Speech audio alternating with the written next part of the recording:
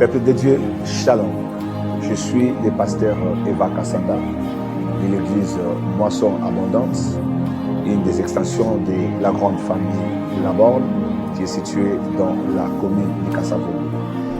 Je me tiens dans vos écrans pour vous annoncer le début d'une série d'enseignements sur la thématique Jésus t'appelle. Yesu azobengayo, Jesus is calling you. Des merveilleux enseignements qui passeront sur la chaîne Metanoia TV ainsi que sur mes comptes des réseaux sociaux qui vont paraître au bas de l'écran. N'oubliez pas de nous laisser votre témoignage ou alors des petits commentaires qui accompagneront ces enseignements. Sinon, ensemble, nous irons très loin avec le Seigneur et que Dieu vous bénisse abondamment. Bonjour ou bonsoir chez vous. Merci.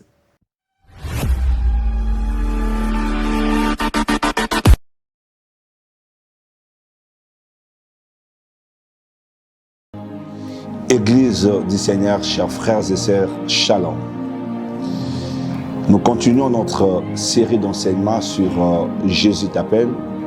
La dernière fois, nous avons parlé sur un des personnages importants, la période ou la génération de Noé. Aujourd'hui, nous voulons voir un autre personnage qu'on va découvrir ensemble. Nous sommes toujours dans les livres de Luc, le chapitre 17, et nous commençons notre lecture à partir du verset 28.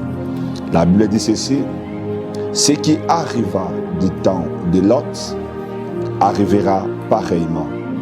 Les hommes mangeaient, buvaient, achetaient, vendaient, plantaient, bâtissaient.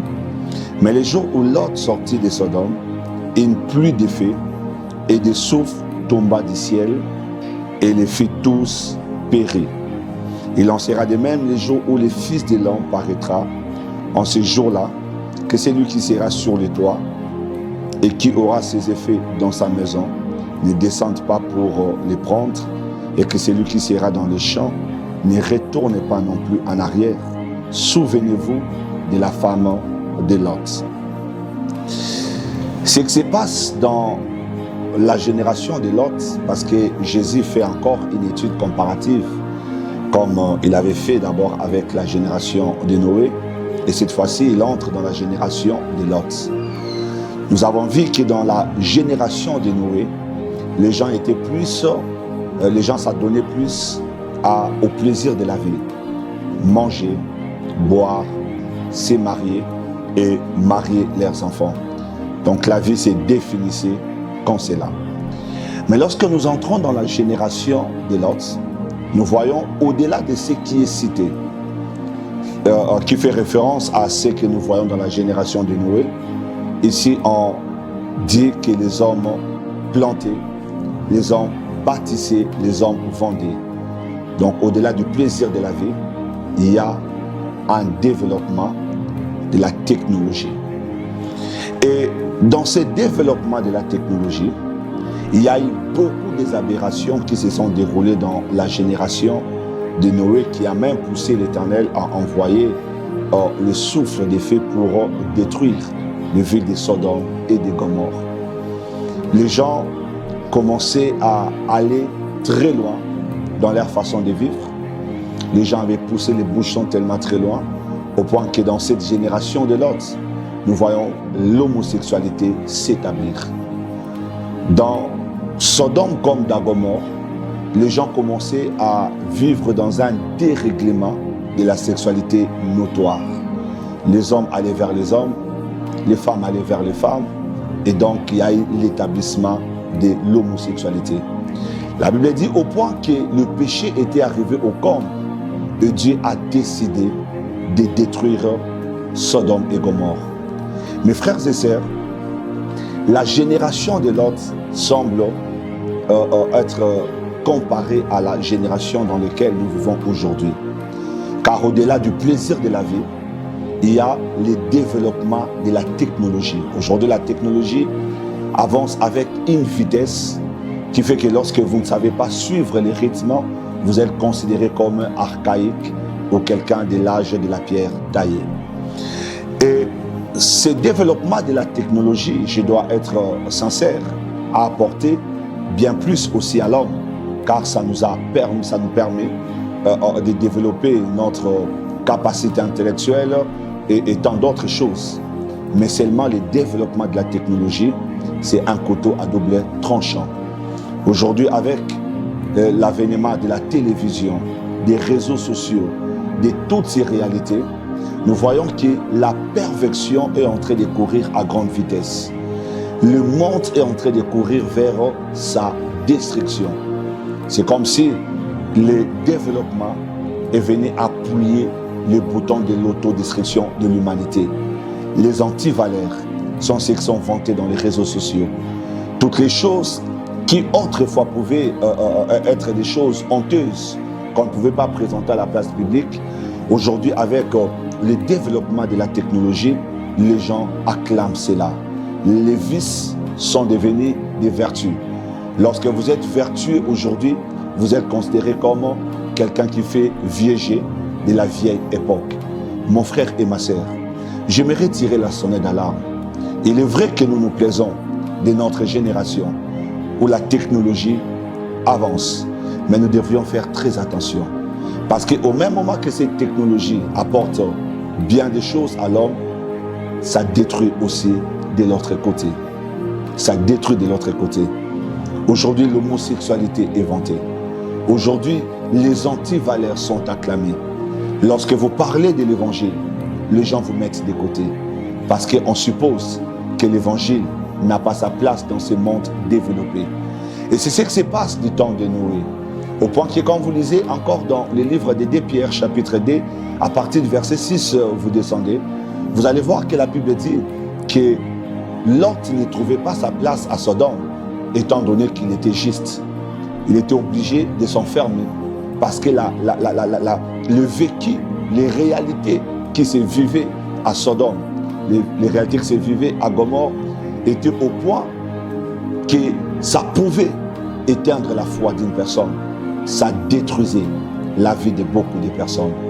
Aujourd'hui, mes amis, combien de chrétiens ont perdu leur foi? Combien de prédicateurs ont perdu l'élan?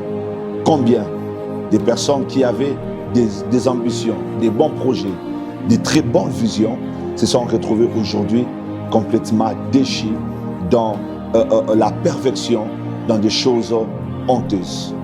Ainsi, le Seigneur dit que ce qui arriva du temps de Lot arrivera aussi au jour du Fils de l'homme. Mon frère et ma sœur, j'aimerais interpeller quelqu'un.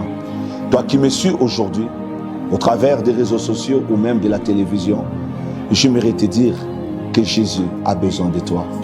Jésus veut qu'en cette génération où la plupart des personnes se laissent corrompre par le développement de la technologie, par le développement social, il a besoin que toi, tu deviens un canal par lequel il passera pour sauver plusieurs personnes. La technologie, quelles que soient ses avancées, n'accordera jamais le salut à un homme. La Bible dit, il n'y a de salut en aucun autre nom, si ce n'est dans le nom de Jésus. Ainsi, vous pouvez utiliser la technologie comme vous voulez.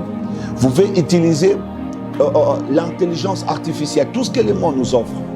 Bien, il n'y a pas de souci.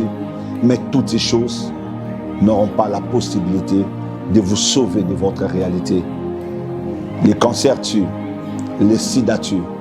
Il y a plusieurs autres réalités qui détruisent aujourd'hui. Mon frère et ma sœur, il n'y a qu'un seul qui sauve. Il n'y a qu'un seul qui guérit. Il n'y a qu'un seul qui peut faire que ta vie devienne un véritable témoignage de la puissance de Dieu. C'est Jésus. C'est comme ça ce soir, ce matin ou à midi, ça dépend de l'heure à laquelle tu me reçois. Il te lance encore cet appel. Jésus t'appelle. Jésus t'appelle, ma sœur.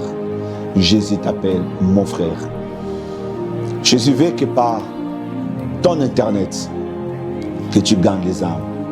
Jésus veut que par tes émissions, que tu arrives à changer les mentalités des personnes. Jésus veut que par ton intelligence, par ton influence, par ton éclat, par tes capacités, que tu arrives à changer l'environnement autour de toi. Et Lot a été sauvé de justesse dans un monde dont le péché battait les plans. Mais malheureusement, la Bible dit la femme de Lot, en sortant de Sodome, de se retourner en arrière, un peu comme pour manifester les regrets de pouvoir abandonner ce que le monde offre. Ne regrette pas ce que le monde offre. La Bible dit, celui qui cherchera à conserver sa vie, la perdra. Mais celui qui acceptera de perdre sa dignité, de perdre la gloire que le monde offre, de perdre tout ce que les hommes mettent à notre disposition pour Jésus, il gagnera énormément. C'est comme ça que je t'appelle à répondre à l'appel de Jésus, car avec Jésus, on gagne toujours. Jésus t'aime, n'oublie pas, Jésus t'aime et il a besoin de toi. Je vais prier encore avec toi et je veux que le Seigneur fasse de ta vie un témoignage au milieu de ta génération. Comme Lot s'en était sorti, je prie que ce soit aussi ton cas, que tu sors de ta situation chaotique au nom de Jésus. Seigneur, je prie pour mon frère et ma sœur qui ont pris la décision, l'engagement de venir vers toi. Ils ont compris qu'en dehors de toi, il n'y a pas de vie. Le plaisir qu'offre ce monde ne donne pas le salut. Quelle que soit la somme qu'on peut avoir dans le compte, en banque, cela ne pourra jamais donner à l'homme le salut. Le salut, c'est en toi, Jésus. C'est comme ça que je te prie de préserver ces bien-aimés qui ont décidé aujourd'hui de donner leur vie à toi. Qu'ils deviennent aussi des membres entiers dans ton royaume. Qu'ils marchent avec ton esprit et qu'ils accomplissent ta volonté dans cette génération perdue. Merci de les bénir au nom de Jésus. Amen. Que Dieu vous bénisse abondamment.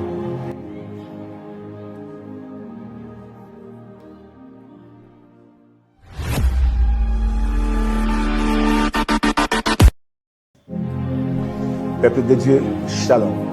Je suis le pasteur Eva Kassanda de l'église Moisson Abondance, une des extensions de la grande famille de la Borne qui est située dans la commune de Kassavo. Je me tiens dans vos écrans pour vous annoncer le début d'une série d'enseignements sur la thématique Jésus t'appelle. Yesu azobengayo, Jesus is calling you.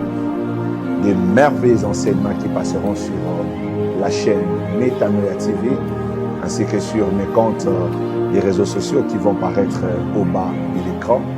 N'oubliez pas de nous laisser votre témoignage ou alors des petits commentaires qui accompagneront ces enseignements. Sinon, ensemble, nous irons très loin avec le Seigneur et que Dieu vous bénisse abondamment. Bonjour ou bonsoir chez vous.